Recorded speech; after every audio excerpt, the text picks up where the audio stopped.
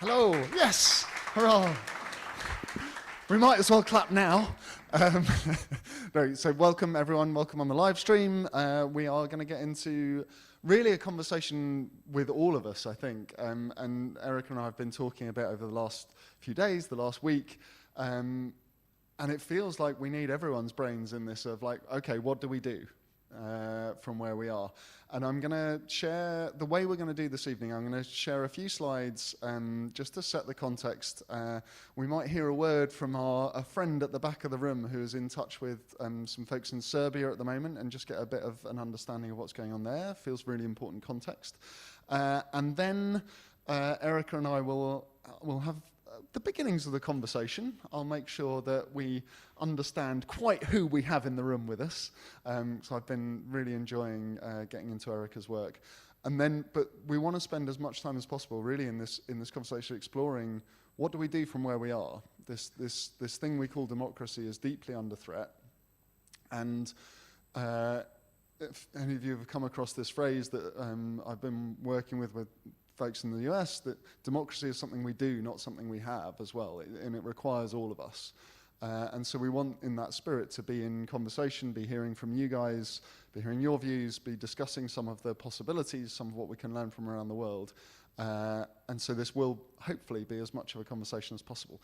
In which spirit, what I'd like to do is just start by inviting you to turn to someone you don't know, if you may. Say hello and just have a little first conversation about how do you see the situation in this moment in time? What do you understand to be where we are at in relation to democracy right now? And I'm just going to give you 3 or 4 minutes in that just to say hello, land in the room and start using your voice, not just your ears. Away you go.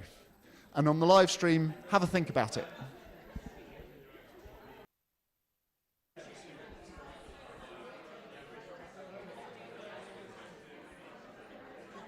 Okay, my friends, I'm going to raise a hand and gently bring quiet to the space. We will be giving you a chance, as I say, to continue these conversations. I really want this series of events to be a series of events where you meet people and start conversations, because I believe that's the essence of this work. But I do want to talk at you for a bit. So I'm going to start off, as I say, just by sharing a few slides and references just to bring us into the moment that we're in. And the first of these, this is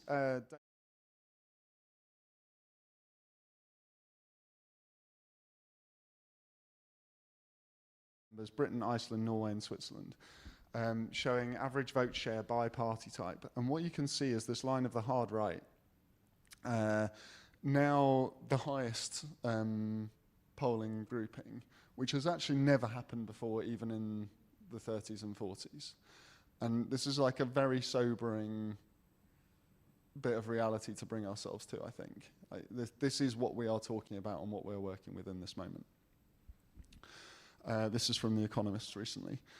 And I think there's a degree of tendency in this country as well to think maybe we're not in such a bad place, like we have a bit of respite. And I just wanted to share with at the moment.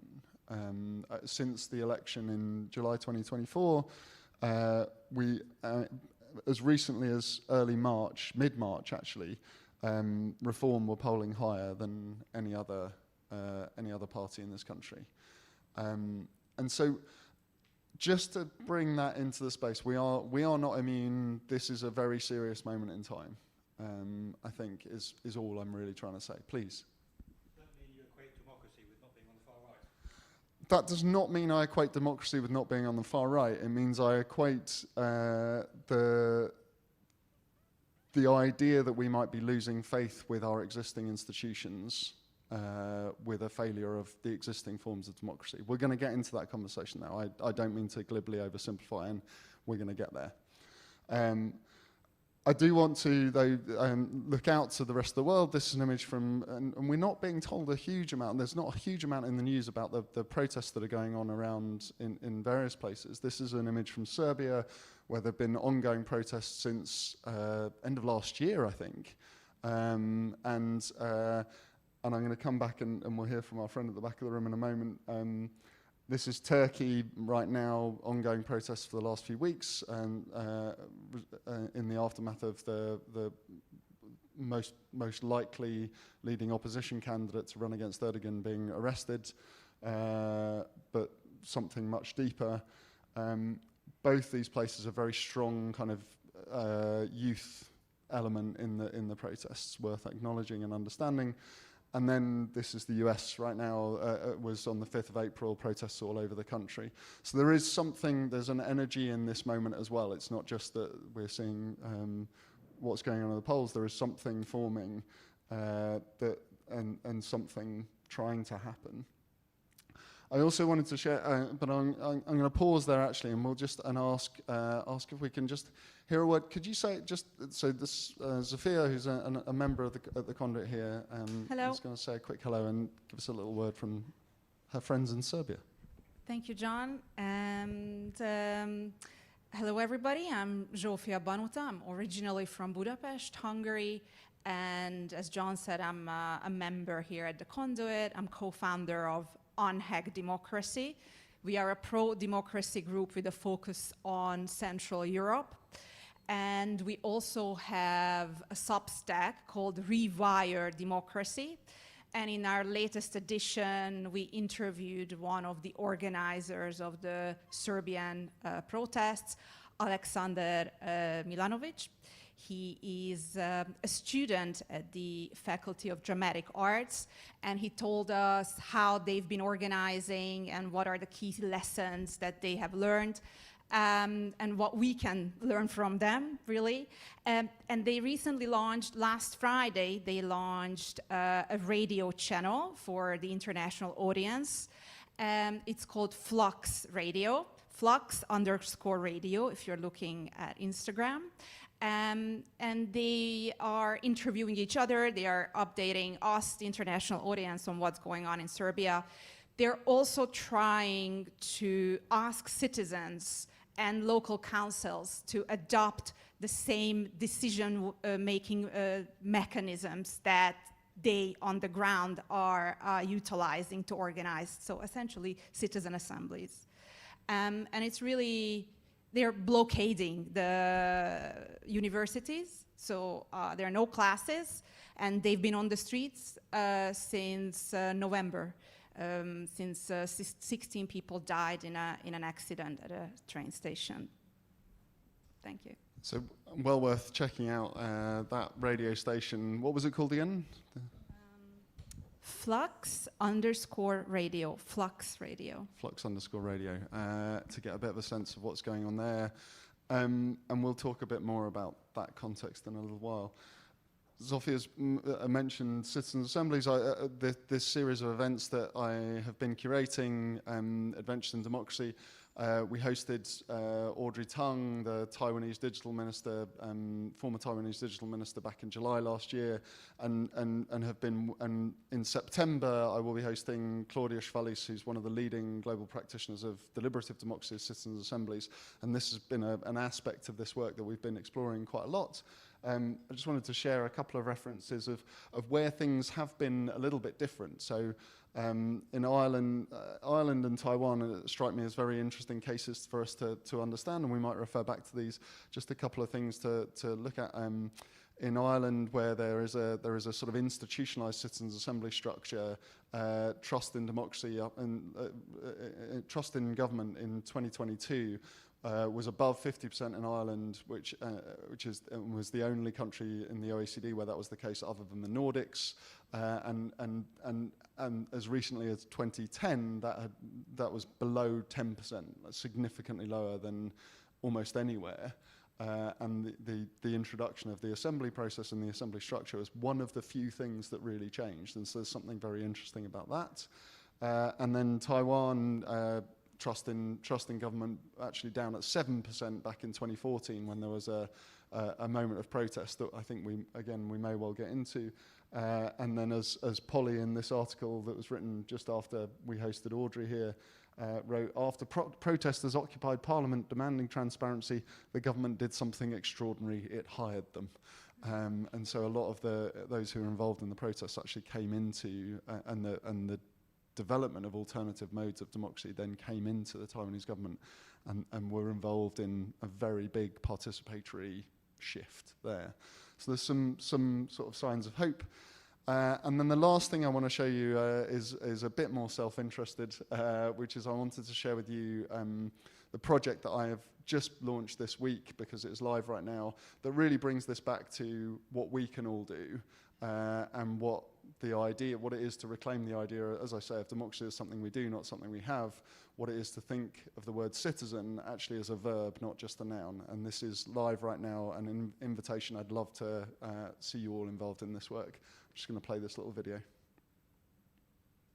Hey, I'm Baratunde Thurston. A few years ago, my wife and I made a podcast called How to Citizen, where citizen is a verb. My name's Jon Alexander, and at the same time Baratunde was making that podcast, I was writing a book called Citizens, Why the Key to Fixing Everything is All of Us. The two of us are basically hitting on the same insight at the same time on opposite sides of the Atlantic. That democracy is something we do, not something we have or don't have. That citizen is a verb, not just a noun. That people all over the world in every part of society are doing it, but that most of us don't see this story because the media doesn't put those on our screens and on our feed. It's pointed in the wrong direction. That's a real problem, because when we can't see it, it's difficult to believe it's happening, especially when the stories we are told, division, despair, disaffection, makes us believe that there's no point doing anything at exactly the time when we most need to be leaning in. And it's dumb, because actually when you start to look, you find that people are leaning in everywhere. And when you see that, you start to believe that there might be something you can do, and you start to get involved as well. And that's when things really start to change. So we decided, let's team up. Let's tell more of these stories together. I reached out and found a bunch of these stories across the United States and got the people making those stories real tell them in their own voices. Now we've collected about a week's worth of these stories. So we're dropping one a day on Instagram and on LinkedIn. And we need your help. If these stories fly, it'll make a real case to the funders we're talking to that they need to get behind this. So there's a real appetite to hear these kind of stories. Here's how you can help. First, get yourself on the mailing list. We're dropping one story a day and we're announcing them each day via email so you don't miss them. I don't want the algorithm getting between you and a deeper practice of democracy, all right? Sign up at stories.howtocitizen.com. Second, follow Baratunde, The Citizens Guy, and How to Citizen on Instagram, and Baratunde Thurston and Jon Alexander on LinkedIn. That's where we'll be posting. Then there's the obvious. Do what you do with an online video you're into. Like it, comment, share it. You know the drill. Comment, talk about other people doing similar things. Forward it on to someone who's not on social media but needs to see it. The more we see these stories, the more we can embody and be these stories. They're out there. And if we can demonstrate that supply and that demand, then we can get more resources to tell more of these stories. The world we know is already here. Beyond that, we're really in your hands. If you've got a newsletter going out this week, please list it in there. That would be amazing. If you have any thoughts on what else we should do, get in touch. Post something in the comments here. Get in touch via the website, stories.howtocitizen.com. Basically, anything we can do to get these videos out there, prove the case that there's an appetite for this kind of storytelling. We want to do it. Let's do this. Spoiler alert, we already are.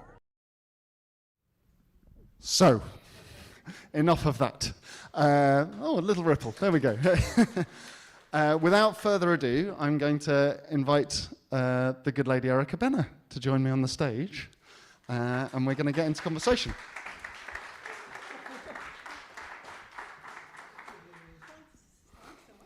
It's. You might need to hold that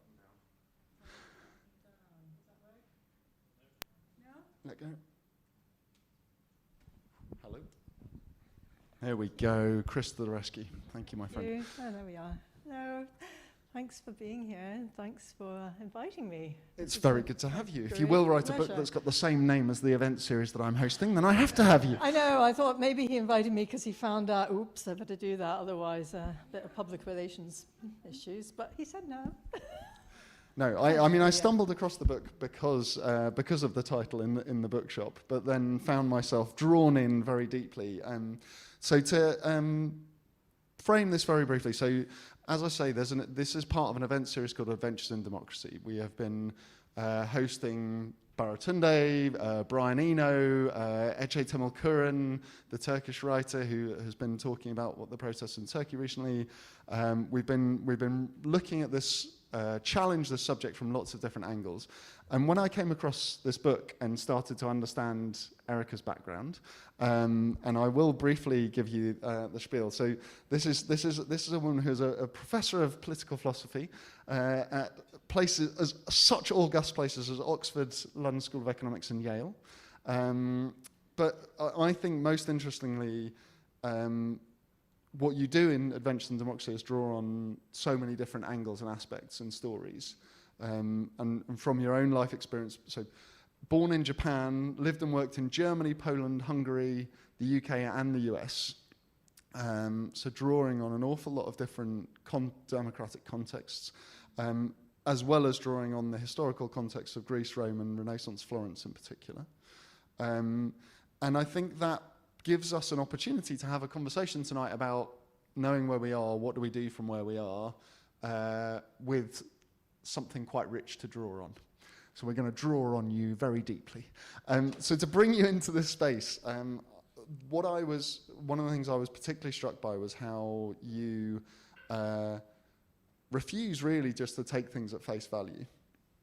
And so to introduce Erica to you folks, I want to ask you to take a few of the myths that you bust and do them here, or the concepts that you frame, the things that you look at a little more closely than most.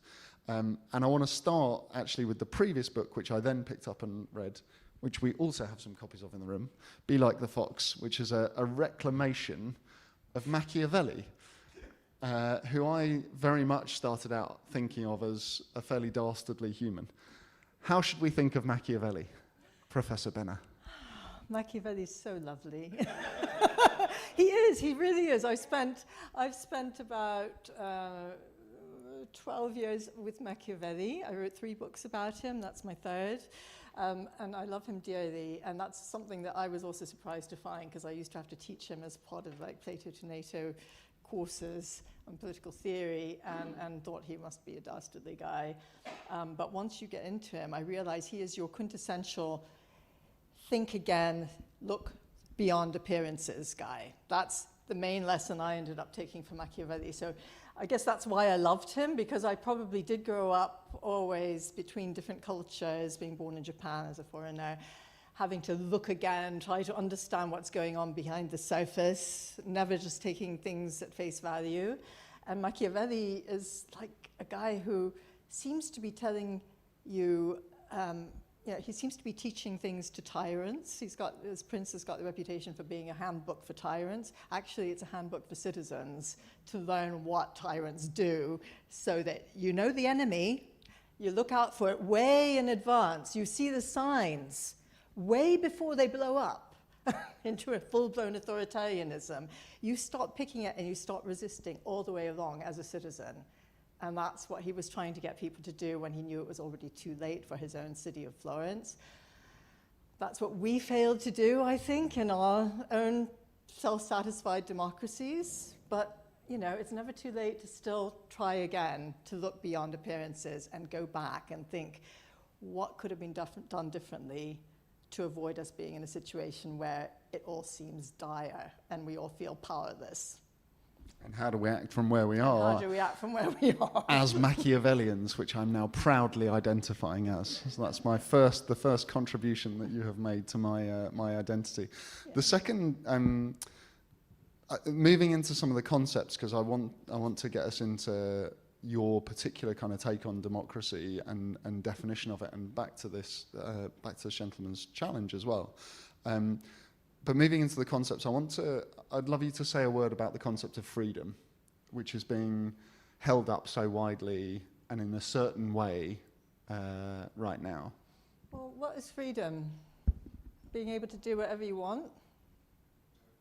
No? Anyone think that? I mean, but it is a sort of first glance, common sense kind of meaning of the word freedom, isn't it? I mean, you won't say somebody's an idiot just because they say freedom is being, having no obstacles to doing whatever I want. I mean, I wouldn't call somebody like that an idiot. I would think that's one way of looking at it. But it's a sort of first glance way of looking at it. It's a sort of childish way, or a way that you have of looking at freedom if you don't have to share the world with anybody else. But the point is we do. We're human beings. We do have to share the world. A richer view of freedom is like self-determination. I'm free when I have the power to help shape things in a way that I imagine to be good. Freedom is therefore linked to power. If you are simply able, or you can do whatever you want, well, that's fine for people who have power to do it, but not for people who don't have power. So as soon as you think about freedom in terms of self-determination, you immediately have the idea of agency, and you have the idea of power. And how do you get power if you're an individual? Well, you've got to get it with other people. And a sort of political idea of freedom, and I think the properly democratic idea of freedom, is one that is coordinating individual freedom. It's not like, hey, whoever can, we all have freedom to say, speak whatever we want to speak, say, insult people if we want to insult them.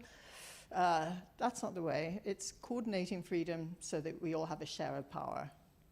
And you make the point in the book that there are different words for these kinds of freedom. Yeah, well, this is the thing in ancient writing and also in Machiavelli's Italian. There's a difference between freedom, libertà, and licenza in Italian. In Latin, liberty and license. And in English, we have license, but we don't use it very often. We kind of talk about freedom in so many different ways. We don't have a clear distinction between proper freedom and excessive freedom. And that's something that ancient languages kind of distinguish very clearly, in ancient Greek as well. And you're right, the ancient Romans called it licentia, license, meaning a lack of due restraint. Yeah.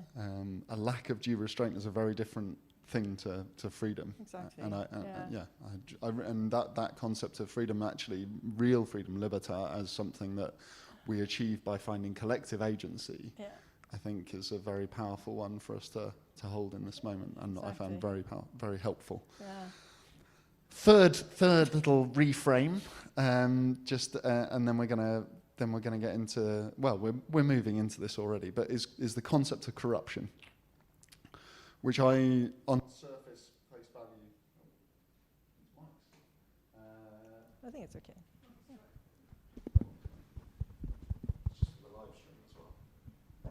The concept of corruption, which tends to be taken at face value as bribery and so forth. Take us deeper.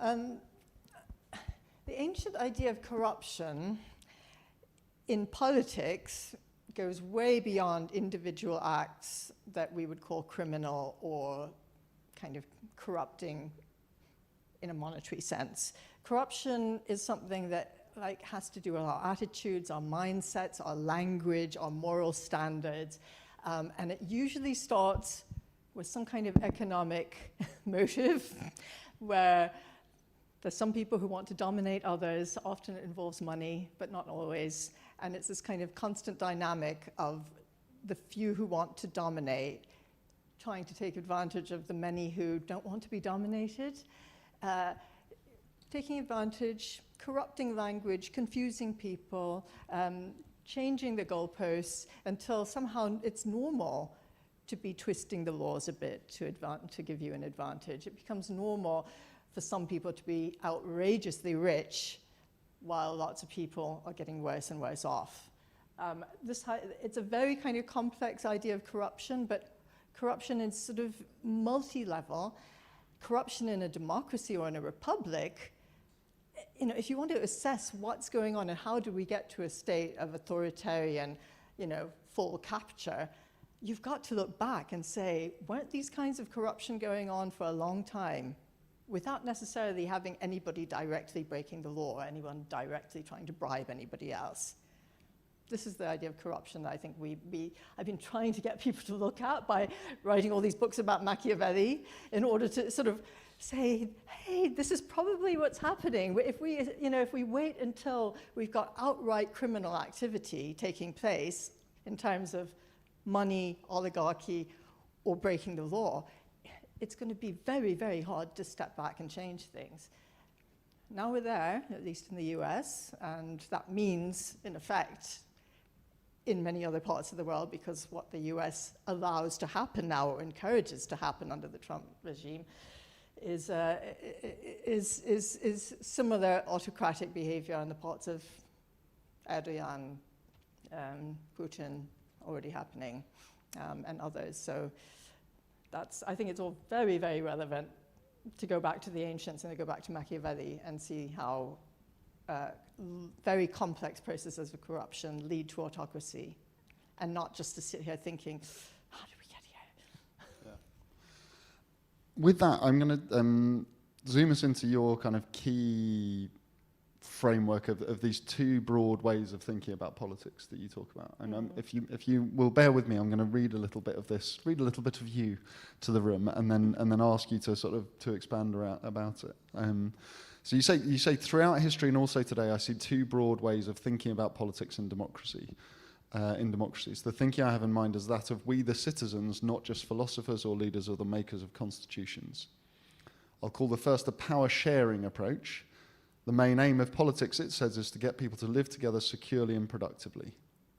When we're thinking along power-sharing lines, we realise that politics needs to deal with power loss worries as well as different values, interests and opinions. The second approach I call monopolistic. It sees politics as a constant all-out competition between individuals and groups. The goal is to get as much power as you can for your side, club or tribe. I think I'd love you to just, with that lens, look out at the world at this moment and how you're understanding where we stand in relation to those sort of two broad approaches and maybe your view of how we got to where we are. Yeah, I mean, again, it's sort of, I'm immediately taken to the global level right now when I hear that again. I think when I wrote it, I was thinking about, classical examples of this kind of struggle between people who say a republic or a democracy. The defining quality of those two things is widely shared government. The essence of democracy or a republic is you have to share power with people you disagree with and people who have very different economic interests than you at this given time, people who feel very, very differently about things that are fundamental to their own identity. Power sharing is a kind of democracy or republic is a solution to the problem of human disagreement and human inequality. It tries to kind of find ways, structures, institutions, laws that get people to live together, share power, share resources, and occasionally check inequalities, regulate them so that strains don't get too big. So that we've seen, I think we can all relate that to various examples of individual democracies. I think what we're seeing on a global level now is really scary because you're seeing a struggle between people who think that the problems we've got in the world today require more global sensitivity, more global power sharing. It requires people in the rich and powerful countries to actually give more and also empower, give agency in all sorts of ways that they've been depriving countries of in the past that were under Western domination. And on the other side, people saying, no, we've got a crisis now. Whatever the crisis is, it's one big struggle for survival now. And if you're rich and powerful enough to get it. Go and just take as much as you can, buy out property, take minerals from other countries. There's all sorts of it going on right now. And I think that second narrative, the kind of survivalism of the powerful, is hyper-individualistic, and it also appeals a lot to people who are very powerless, who feel themselves powerless, because they think we're so powerless that, the only way we're ever going to get any power is to go on the coat strings of the people who have that much massive oligarchical power. So I think it's a really scary moment we're in, where the big ideologies now are not just democracy versus autocracy. It's like, how are we going to deal with an existential crisis, which is planetary as well as political and massively economic as well? And one is hyper-individualism. Monopolistic. Yeah, monopolistic. Sorry, I almost forgot my own term there. Exactly. And the other one is more sharing. My students, bless them, are mostly of the more sharing type, but that's unfortunately not what I'm seeing in the very powerful parties around the world. And can you draw on one or two of the places that you've lived and worked or studied to give us some reference points that are sort of similar to this global moment?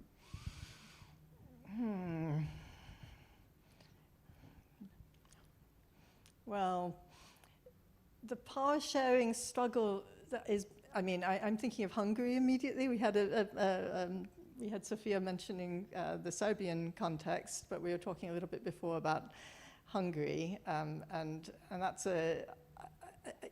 again, a case where an authoritarian leader has used the kind of nationalistic rhetoric of we've got to go and consolidate and take as much power for ourselves as we can because the sort of barbarians are at the gates and immigrants are coming. I mean, that's, I guess, a very monopolistic approach, and Viktor Orban was one of the pioneers in Europe of the kind of new populism that we have, which is monopolistic in the extreme, but he's constrained to some extent by still being in the European Union.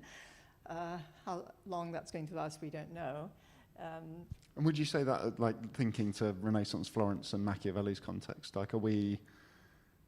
Well, this is why it's really interesting. I guess my perspective, what I can bring to the table, apart from what everyone else knows already, apart from a few general concepts, is this kind of long historical perspective on different democracies. And in Machiavelli's Florence, what he shows, not just in The Prince, but in all his works, he wrote a fantastic thing called Florentine Histories, and he shows you through several centuries from the foundation of the Florentine Republic and several hundred years of it struggling to survive. It was always a struggle. It was never like, you set up a beautiful constitution and then you're on a high road to progress. Never. Because he was a reader of ancient writings, of ancient Roman and ancient Greek writings on republics and democracies that said the same thing. It said, it's never like a smooth path to progress, and it's not even a rough path to progress. Progress should not necessarily be the goal of democracy. I mean, we've got to fight for progress in all the areas that we believe in. But the goal is basically, first of all, get people to share power in a non-violent way so that they can discuss their differences and hopefully have enough power balance that nobody is monopolizing the process. And then you work together towards something that resembles progress. And they didn't do that in Florence. They were like constantly the rich trying to dominate the poor, the middle trying to push the poorer down even further. That was always a big theme in earlier democracies too. It's the ones who kind of get up the ladder economically who then say, but we're still precarious. So we better kind of get a foothold here by pushing out some other people. And they could be immigrants, they could be people on the minority, the lower levels of society. It's all there, it's all happened before. The patterns are very, very clear.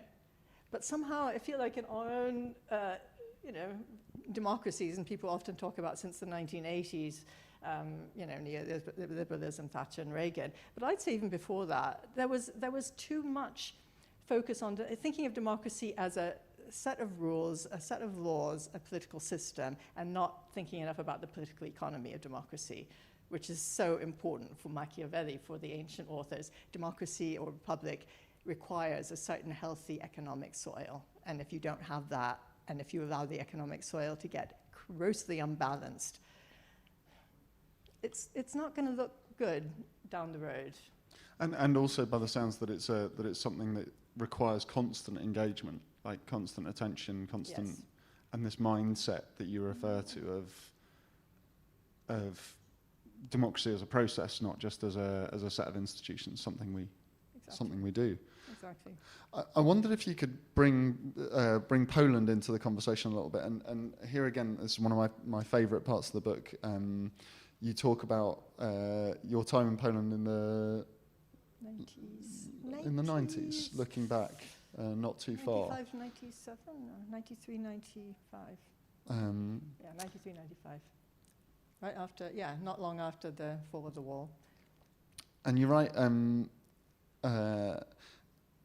about your conversation with Barbara, and you said to her, if people see thousands of clueless young foreigners like me swooping in and acting like little philosopher kings and queens, I asked Barbara, don't you worry that the kind of democracy we're pushing might get a bad name, that overzealous methods can screw up good ends? Barbara and my students sometimes conveyed that they shared these apprehensions, but were too polite to say so. Instead, they talk about the difference between self-liberation and being liberated by others. It sounds strange, a student named Ava volunteered, but I think some people felt more free in the 1980s when Solidarity was fighting the communists. Her aunt and uncle had been part of the uprising. After decades of taking orders from the top, unable to question anything out in the open, the shipyard's workers were taking action, not just striking, but meeting and talking and writing up lists of demands that they made the government sign. All of this gave people a sense of their own tiny but potentially explosive capacity to act, to be free, even though they still lived in a police state with Soviet tanks ready to move in at any moment. To feel your own freedom and what it can do if you combine it with the equally minuscule freedoms of thousands of millions of others, that is something. And then this closes. But now, said Ava, it feels like the rules and policies come from somewhere else, not from us. And we're not even sure we can demand anything because the Western banks and advisors are our benefactors, not our oppressors. Is that freedom? I found that a really kind of poignant piece to think about how we've got to where we are and what this moment is. Can you just expand on that a little bit? Like, bring us into what it felt like to be teaching and working in Poland in that moment and talking to people about the end of the Soviet Union. And Yeah, I mean, I was a young postdoc, 31, I guess, or so, and I felt like I didn't know much about Poland. I didn't know, I'd studied Russian, but I didn't know Polish. And there I was teaching students who were actually much more brilliant than me. I mean, quite honestly, there were some absolutely brilliant 19, 20-year-old students I was teaching political philosophy to, and they knew their Plato, they knew their Kant, they knew, they didn't know their John Rawls, you know, so they're Anglo-Saxon. So I thought, okay, well, I'll go and teach them some more contemporary-ish Anglo-Saxon stuff, and then, I have a right to be here. But these brilliant students, I just kind of took the opportunity to find out from them, as I hope I will from people in the audience too, because what does it feel like? I was asking them, what does it feel like? And this theme just kept coming up. They were very, very polite, but when they saw that I understood that it could feel very paternalistic to be told what to do and to be taught, not by me, but by the IMF or the World, or the Soros Foundation, which was my employer, very good, but it had some paternalistic aspects. They were very clear, paternalistic, good benefit, democracy might bring benefits, a free market might bring benefits, but there's nothing like feeling that you're controlling it, the direction of these benefits and of improvements and of progress yourself. There's nothing like self-determination, that kind of freedom. That's something we discussed a lot, that when you feel like the benefits are coming from outside, progress is being driven by outside, yes, that you have a lot to thank the outside for, but democracy needs the sense of freedom and agency. Otherwise, people start to feel like, can we trust? Why should we trust outsiders? And now again, if we look at the world today and how much trust people put in the US or in the certain kind of Western democratic order or economic institutions, we can see that trusting outsiders is not always the rational way to go. And that if we don't have institutions where people feel power themselves and that they've got some say, it's going to keep causing problems. I think that's a very powerful place to bring us into the conversation. I'm going to keep now my eyes much more up to the room as we move into a phase of conversation that's really, so what do we do from where we are? And this point about self-determination, I think, lands us in that space quite powerfully. I think there are plentiful surveys around across many countries, including the UK, where people don't feel they have meaningful power to shape their own contexts. There was a study the other day, I think it was 84% of the population in a big issue commission survey saying they felt powerless. And that context feels like it feels like an accurate diagnosis of where we are, and manifests in these sorts of behaviours. So what does come from where we are? And we'll start, but please, like, I really genuinely want to invite kind of voices into this. If we have this understanding of where we are, we've got esteemed political philosopher in our midst. How do we have this conversation about what do we do? And I want to start it really humble, with some of the kind of, one of the first things you said to me when we first spoke, you dived into this kind of, it's actually about the practices and the small ways, and tell me, I think I'd love you to share a bit of where you go with that, like how you try and practice this kind of reclaiming the mindset that feels like the basis for what we need. Well, I should start by just saying that one of the things I feel is that I feel powerless to change institutions myself. Jon has a lot more, we've talked about this, he's got a lot more connection with various institutions and talks to people about institutional reform that might change, trying to introduce more citizens' assembly sort of elements and that. I don't have that kind of, direct contact, but so I am much more interested in a way, what can we do as citizens, not just to influence leaders and get them to change things, but also what can we do among ourselves to change patterns of thinking and behavior that have helped to get us here. And I don't know if that makes sense to anybody here. Some people are nodding, but maybe I'll just throw out a question, but does anyone here feel like, does anyone here have good contacts and conversations with people who voted the other way? And it could be whatever country you're from. You do? Yes. Anyone else? Yes, you do. I don't know what the other way is. I mean, I live in Germany. I have no sense of national identity. Jon has just sort of explained that. Said, I live in Germany now. I'm not German, but my friends in Germany are like the far right. This is going to this gentleman's question earlier on. The far right is immediately a label. It's a label that is immediately brands a lot of people on the basis of maybe one vote, maybe young people who voted for the first time, as possibly Nazis. And it's a very, very extreme label. I have on social media, most of my contacts are obviously liberal democratic sort of people. And the reactions to Trump against people, not just in the US but elsewhere, is anybody who voted for Trump. They are just constantly, every day, for months, putting stuff on social media saying, this is what you voted for, you bad people, you idiots, how can you do this? And so I'm putting it out there just to say that way before this election in the US, way before Brexit and Trump #1, which was in 2016, and I was in Budapest at the time, this was the attitude that upset me most. This is the thing that really exercised me and probably got me writing about democracy. It was exactly this feeling that, all right, the leaders, the Nazi leaders, there are awful leaders, but your fellow citizens, yes, there's some awful people out there, but are we going to just go with the narrative that we are being fed, that all those people who voted another way, you should be deeply divided from them, they should be enemies to you? Or do we have the power to say,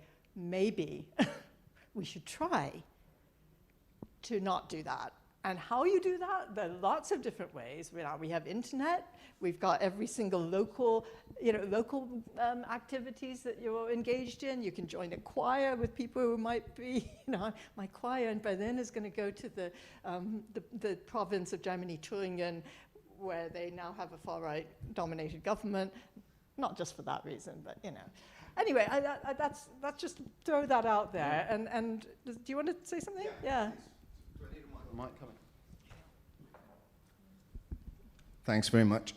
My name's Paul Atherton. I'm a fellow at the Royal Society of Arts, amongst many other things, including being a filmmaker and a social campaigner. But I think that is the real difference. So 2016, with the EU referendum, for the first time, most of that was driven through social media. And in that social media, we were told to pick a side. You were told to pick a flag. Do you want to be on this side? Do you want to be on the right side? Do you want to be on the left side? Do you want to remain or do you want to leave? And that sort of binary thinking was then embedded into an entire generation, and it was new. Previous to that, we had, I grew up in the Welsh mining communities where like literally everything is politics.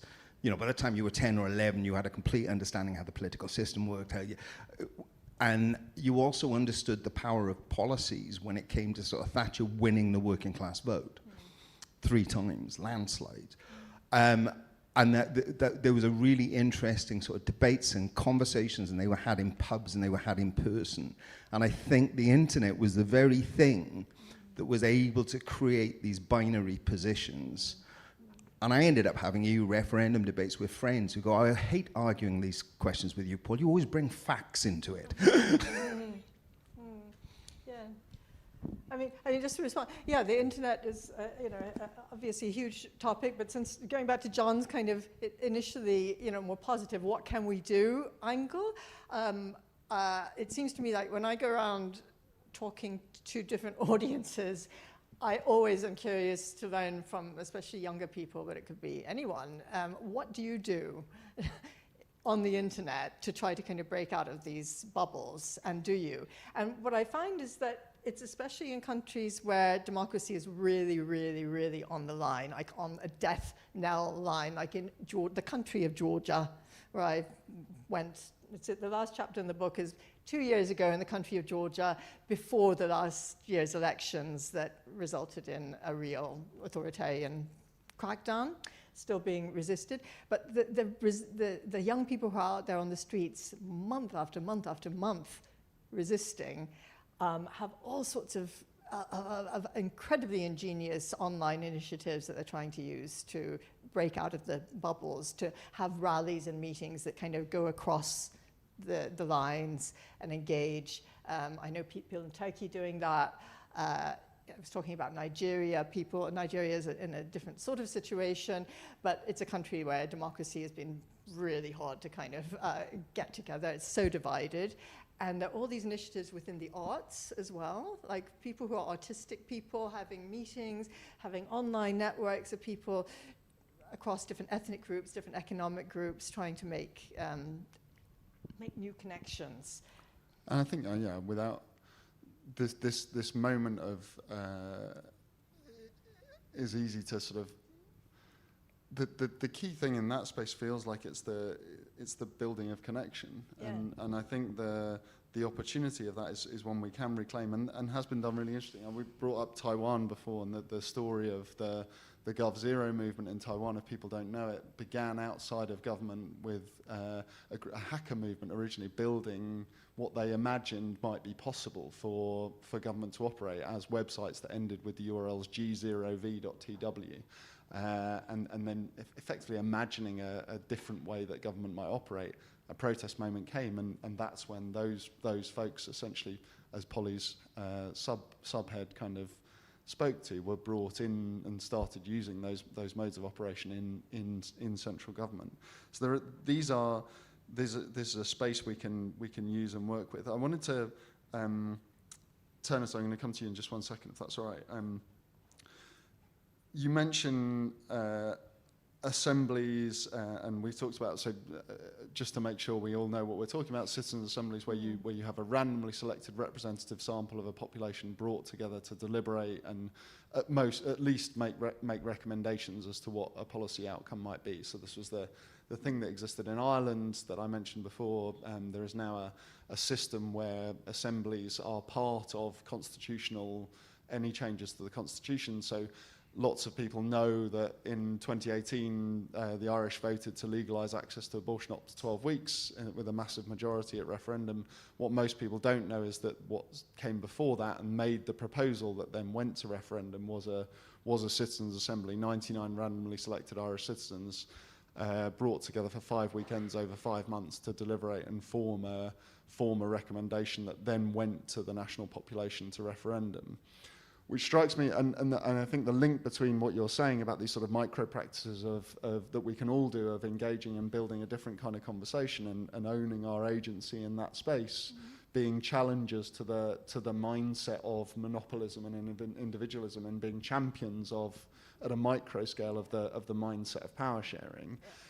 These contexts, these things like assemblies, and they're not the only thing. I think the Taiwanese example speaks to it as well, are ways of institutionalizing, kind of creating structures that bring that space together.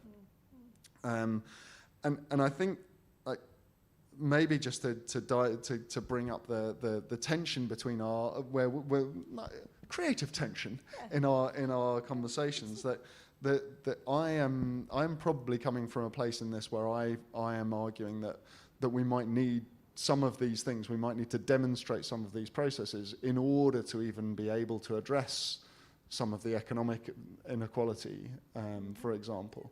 So just to bring this to life, we arguably in this country, I think we would both agree, and I think many would agree, that the levels of inequality are a major threat to our democracy.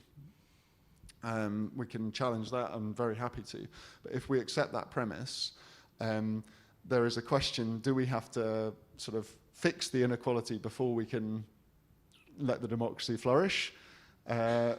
Is there a way of fixing the democracy in a way that fixes the economics? And I want to bring you in, I'm going to ask you to play track Cleisthenes in a moment, so we're going to go back to a different era. But to give you the proposition that came out of our conversation, Erica was challenging me and going, so what would you do then? And I was saying, well, what if we could crowdsource a new framework on tax? What if we could actually have a national conversation with a citizens' assembly as part of it that would produce recommendations for what should be taxed? And I guess where I'm coming from is that is at the moment I see well, across the world actually, but certain and present in the UK, there are 2 or 3 countries that currently have a wealth tax, and there are major movements to abandon that. There is an entrenchment of wealth. On the other hand, there is now quite a strong kind of like rallying call to tax wealth, not work, coming from folks like Gary Richardson. If people don't follow Gary's economics, it's worth looking at him and understanding him. Grace Blakely. There's some strong left-wing, and what worries me, I guess, is that I see that potentially as being getting us back into the monopolistic in both directions. Like, it's a fight between priorities. I'm tempted to see it as that. And I'm wanting to think that if we could have that kind of assembly-based or crowdsourcing conversation, we might be able to find a way to address the economic inequality through a process that is itself kind of modelling power sharing, to use your frameworks. So that's kind of one view, and but maybe just to share, you could bring your kind of Cleisthenes and maybe a different view into the room, or disagree with me another way. Well, no, I mean, I don't know if I do. I don't disagree. I think it's a lovely idea. I love citizens' assemblies, and I've learned a lot about them since writing this book. I didn't, know that much before, but I've traveled, especially when I go to Brussels, people are really, really into citizens' assemblies in Belgium, and they're practicing them on all sorts of levels, and it is really inspiring. They have an amazing. Also, I mean, one of the things that's so cool about them is they, first of all, they're randomly chosen people discussing, so they don't have political careers to look after. But then they sit around for however many months discussing an issue and learning different sides. They're not just given one set of experts saying these are the facts, this is what you should judge by. They're given different expert assessments, and they're asked to evaluate them. So there's a learning process, and it's a learning process not just about particular issues, but also about how to do democracy. You have to listen to other people, you have to discuss with people who are randomly chosen from whatever background, and it humanizes these people as well. You might meet somebody who said, I voted far right, but then you talk to them, and they might end up being horrible fascists, or they might end up not being horrible fascists, and you might make connections. So I think it's a fabulous idea, and I think for tax reform or anything like that, you need the legitimacy, if you're going to do something dramatic, to change the whole tax structure. Legitimacy is important, and a citizens' assembly is one way of demonstrating a kind of legitimacy across different people of different parties and backgrounds. My concern is just about needing some more background before that. And I've heard a lot of people say their main concern about citizens' assemblies is, they can be manipulated in the given context, especially in the US. I've seen this a lot on social media in the US. Beautiful idea, but if you introduce it right now, then, you know, people are going to be bribing the people on the Citizens' Assembly to vote their way. And the media, social media is going to be taking people over. And if you introduce this to an already polarized context, plus the economic corruption context, then, you know, chances of really, really flying and getting the sorts of results you would like are not as good. So I think you need to have that as your ideal, work towards it, but also have all sorts of other political processes going on down below. And that's where I keep coming back to it. We want institutions so badly to solve the problem for us because we're so used to it. You know, as citizens, we're not used to actually going and changing our own behavior and changing the way we think. But I just, when I hear the way people speak about their fellow citizens in this context now, this worries me so much. And this strikes me as an area where you won't be able to measure the effects as easily as if you have a citizens' assembly and then a vote and then a result. But it's something we can all do, to start questioning ourselves. How are we thinking about our fellow citizens? Are we just kind of dismissing them and saying, no, we can't talk to them no matter what? Or are we trying to find little micro ways, whatever they might be, online, through the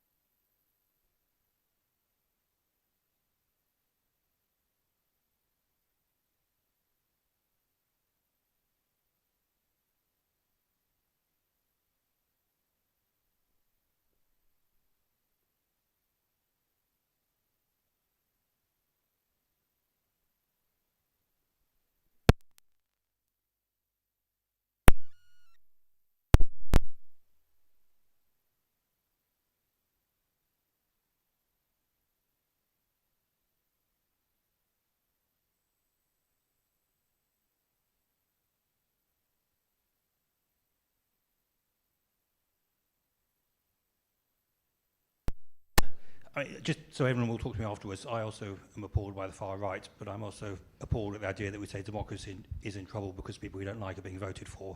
You know, that's an obvious slippery slope. The word democracy is doing a lot of heavy lifting in your terminology. It's not just a meaningful vote, it's educated population, free press, equality, and, you know, something you do every day, apparently. You talked about constituency assemblies, but you didn't. What always interested me is Switzerland, where I lived for many years, where they have a system where you vote for your canton, your commune, and the federal, and every few months you have a referendum on a topic that could be anything from do we cut down this tree to do we allow minarets to be built in our villages.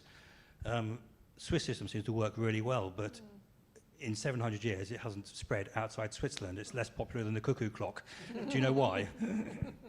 We'll take the second contribution from the floor, and then people, please, I'm going to come back out, let Erica have a response, but then come back out. So think about what you might want to say.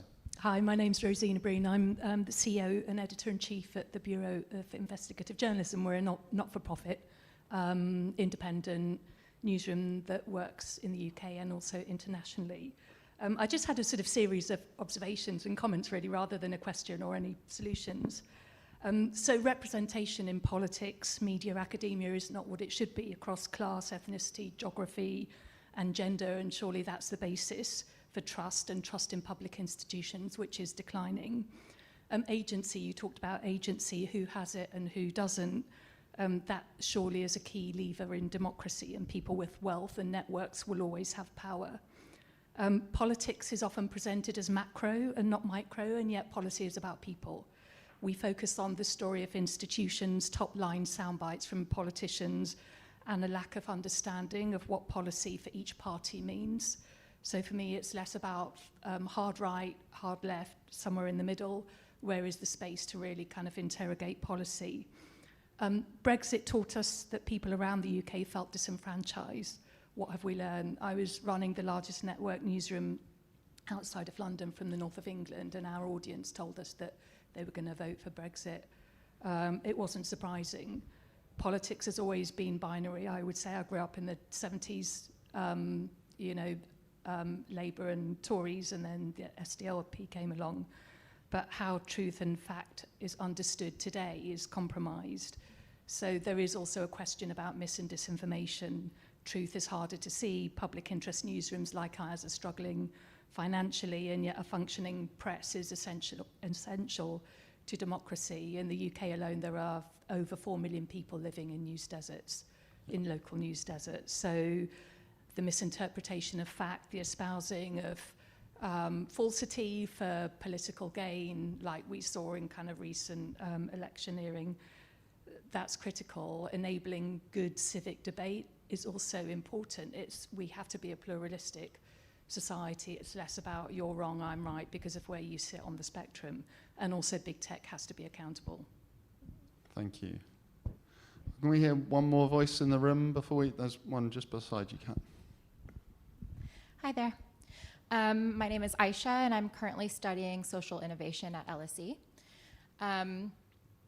I think overall, we're seeing so much decentralization of many things. And so I think the question that I've been trying to ask is, what does it really mean for democracy to be decentralized? And it's funny question to ask, because you would think that that's already a thing that would be, but clearly it's not. And we're talking about a lot of different concepts, but they all seem overly complicated to me.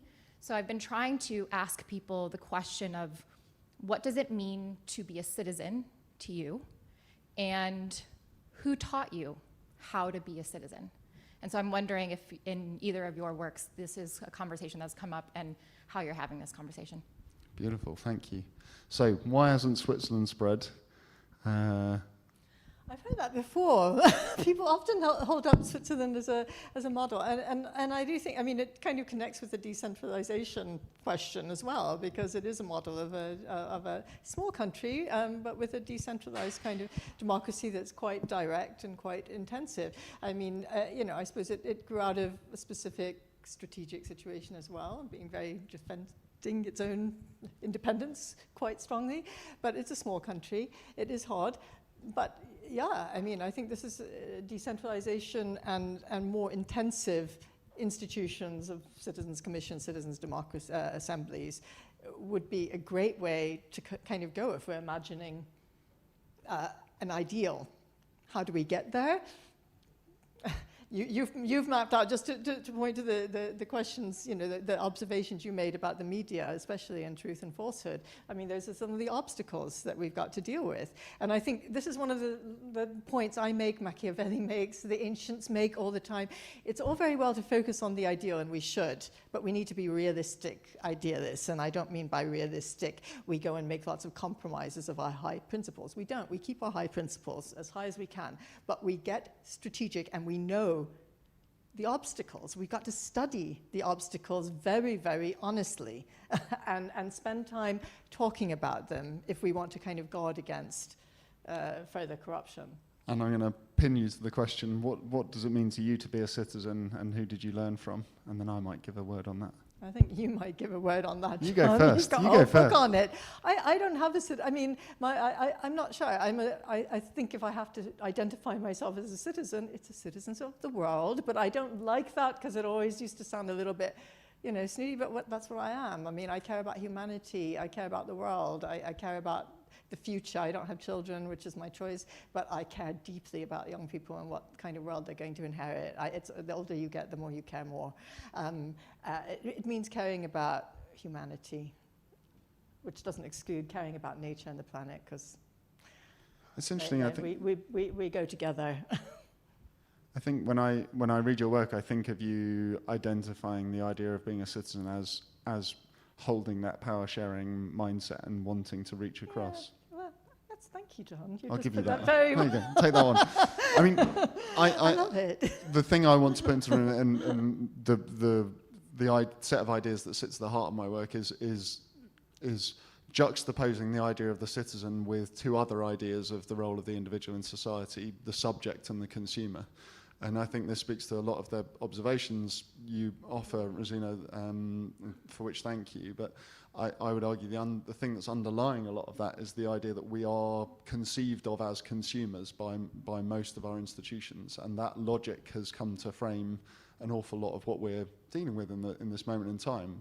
And I would argue consumer democracy, what we have right now, is a democracy where our agency is limited to choosing between a fixed set of options, and where we're kind of encouraged and assumed to be making that choice on the basis of self-interest.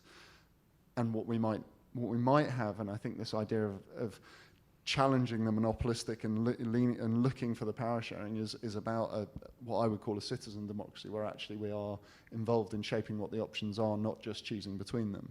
And for me, like to citizen, the verb, as Baratunde put it into the space, is to act together with others to shape the community that matters to you. It's a zoom in. It's a find agency and act. So I'll offer that. We're going to take another round of contributions from the room. There's a mic, if we can get a mic right down the front here, and then we'll have a closing word from... Hello, is it working? Oh, I'm so sorry. Thank you for that. The light is right in my eye, so I couldn't see. We'll come to you next. Please go ahead. Oh, I'm to go ahead, okay. Just following on the citizen idea, that it seems to me that you could perhaps have another of these meetings when you enact the citizenship, that rather than having just amazing as you have been and interesting, and thank you very much as you have been, instead of having just two people at the top, the community breaks itself into small groups that talk and report back afterwards. I mean, this room at this moment, I suspect, is full of amazing ideas. Yeah. And I'm sure that, like me, many people are delighted that we deferred to your ideas, but I'm still hungry for what's out there in the rest of the room. So another time, I hope. Thank you very much for that. And we will be heading upstairs for a drink and an opportunity to talk more in just a moment. Another event. It's not the same. It's not the same. I appreciate that. Thank you for that. I'll try to not make this too convoluted, but I can already hear it be convoluted in my head, so good luck. It'll be wonderful. We know that. We all know that feeling. Powering through. So you mentioned John Rawls, and one of the things that I've always thought was brilliant, we'll ignore the revised edition, but the veil of ignorance, the concept of the veil of ignorance, and how that should and did influence policy and the development of legislation in the 60s and 70s in the US, but I feel has slightly been forgotten. And if I think about that as well with how much we've learned about people's thought processes and how much energy and effort it takes to think, and if you're living a life where your life is getting progressively harder to live and harder to survive, one, how do we rediscover that concept of the veil of ignorance to make sure that we're accounting for people's pain? And two, how do we account for that in our own politics? Because it does feel a little bit like sometimes we confuse the concept of democracy with voting and with progressiveness. And those things are not interchangeable. So how do we make sure we get this right again? How do we acknowledge the mistakes that we've made, as people who have the privilege of being able to think, to vote, to spend time in line voting, and act, and take that into account? So I'm going to ask you to make this your closing comment to the room, and then we're going to head people upstairs for a drink. Over to you. Well, yes, thank you. My wonderful, we had our little conversation in between, and she said in about 1 minute all the points that I've just been blethering on about. She said very, very crisply and succinctly, because she works for the Green Party, if you don't mind my saying so, or is in the Green Party, and had very, very good things to say.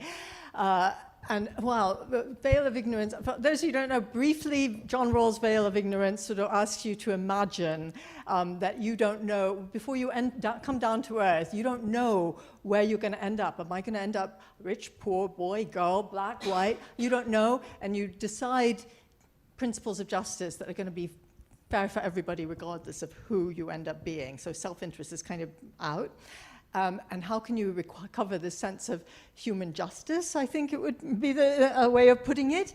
I think what's happening now more and more, and you talk about this a lot as well, John, and activist groups that I've been talking to all over do, stories. I mean, talking to people, this is again why I do very strongly want institutional solutions, but I think there's so much we can do on the ground to start questioning our own mindsets that say we're not going to talk to or try to understand or be curious about what other people think and why they're voting for whatever parties and positions we don't like. Go out and look for their accounts. Be curious. You know, it's not, I've got my Facebook friends who are Trump voters, and I cherish them deeply because I don't try to persuade them. And I told some students, oh, I've got some, you know, Facebook friends that I engage with. And they said, oh, gosh, you get, you know, brownie points for trying to persuade them or argue with them. I don't argue or try to persuade. I just want to know what they think. I'm kind of curious. What do you think? They know where I come from. I see where they come from. And it's really actually extraordinarily productive. Doesn't mean they're necessarily going to vote the way I would like them to vote the next time round. But it gives them an example of people who are liberal, progressive, whatever, who are not looking down at them, who are not stereotyping.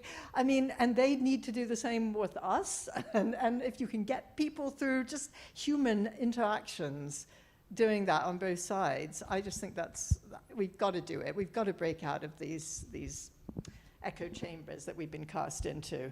I don't see enough of the people I know well doing that. I don't think I'm doing it brilliantly because I don't have that many contacts with such people. But it's just, be friendly. I mean, philanthropia, is one of the Greek concepts that I don't bring up in the book, but it's coming to me more and more now. Like, somebody asked me the other day, what motivates you to write any of this stuff? You know, Machiavelli, nationalism, adventures in democracy.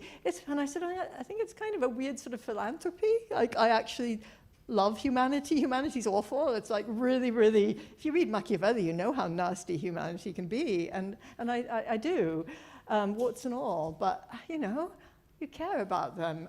We need to recover this kind of sense of philanthropy if we want to save anything that's worth a sausage, basically. Begins with love of humanity.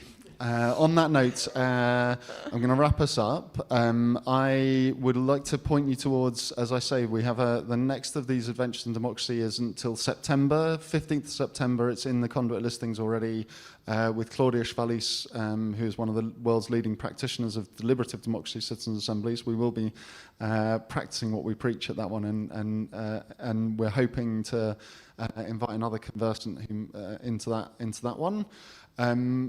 And I want to invite you all to join us upstairs on the third floor for a drink and a bit of conversation. I also want to point you, before you do that, to the back of the room where copies of Erica's books, both Adventures in Democracy and Be Like the Fox, the biography of Machiavelli, are available.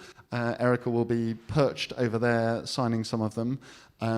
But for now, that is the end of this part of the proceedings, and I'll look forward to meeting as many of you as possible upstairs. Thank you for having us.